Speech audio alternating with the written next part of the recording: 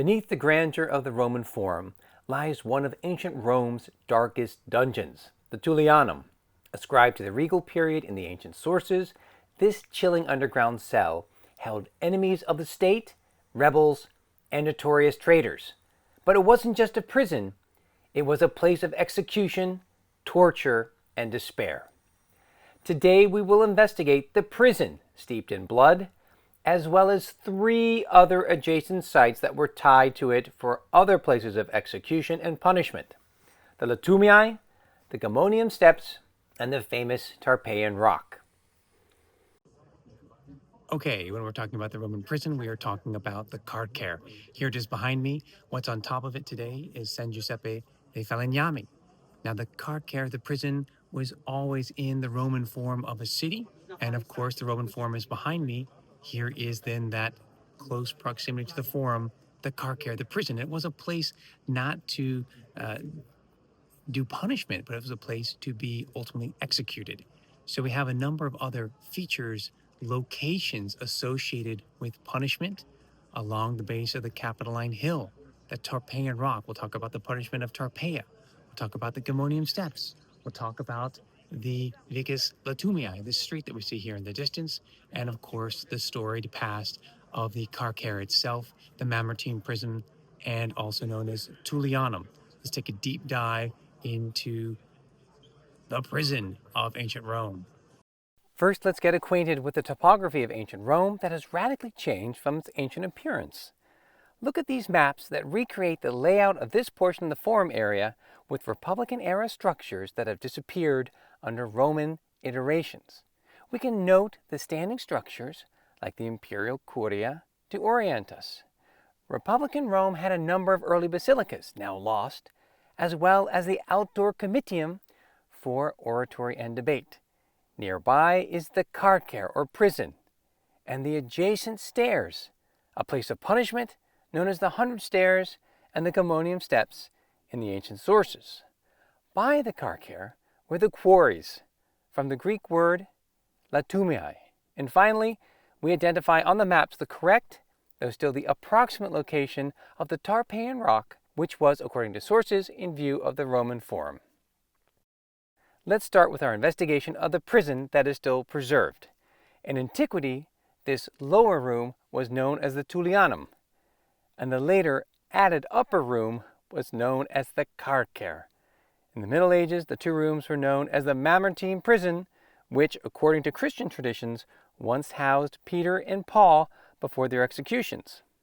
Sallust wrote about the prison during the Capitoline conspiracy of the 1st century BC and gives us a very accurate depiction of it.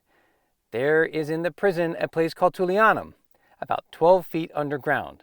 It is enclosed on all sides by walls and above by a vaulted stone ceiling, but its appearance is disgusting and horrible because of the filth, the darkness, and the stench.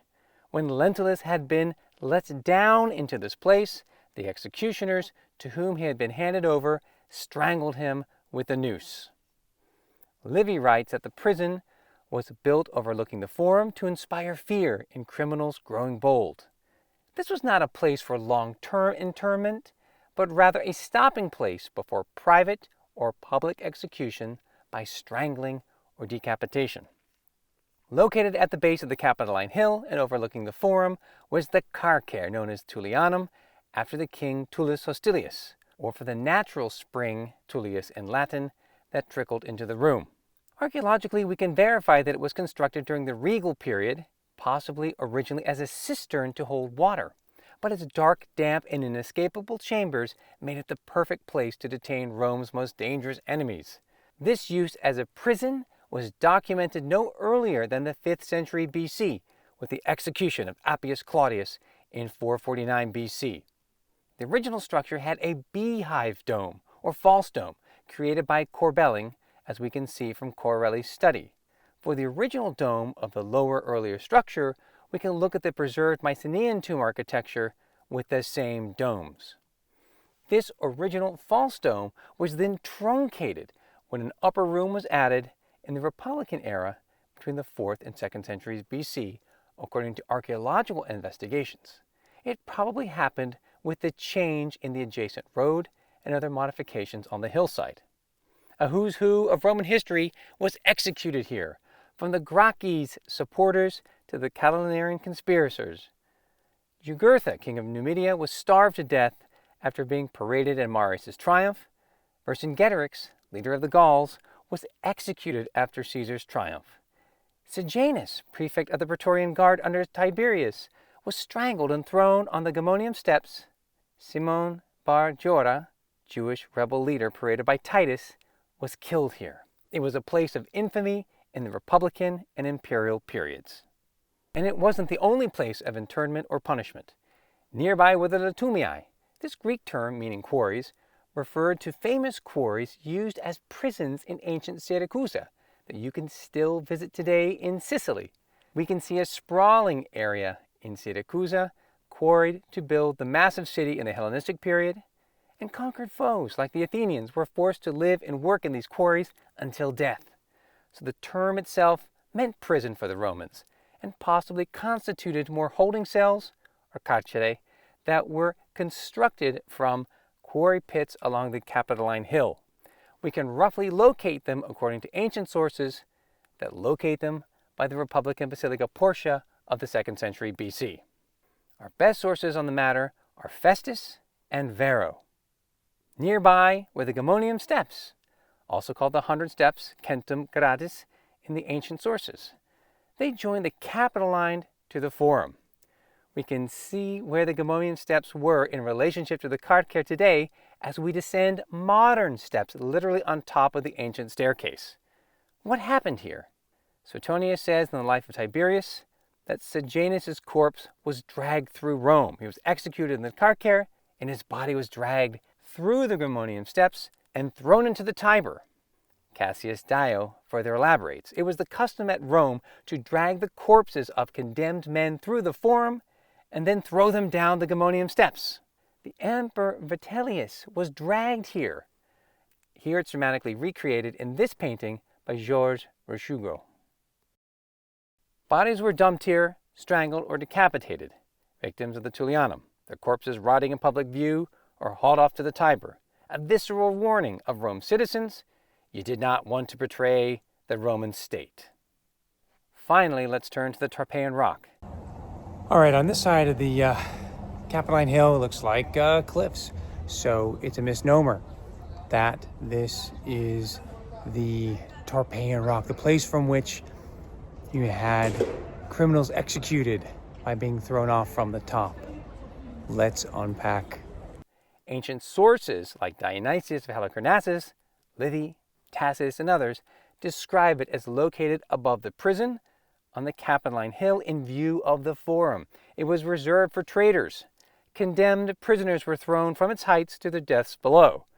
This followed along the legend of the punishment of Tarpeia, who betrayed the state in the time of Romulus, helping the Sabines attack the citadel. Her punishment was immortalized in story, on coins, and this Augustan relief from the nearby Basilica Aemilia.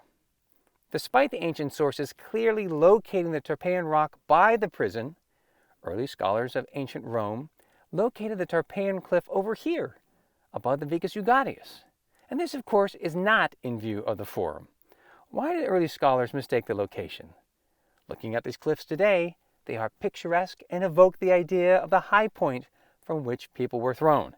In contrast, the real location, as we see today, has greatly changed in appearance over the centuries, and the original cliffs have disappeared through centuries of construction and terracing back of this portion of the hill.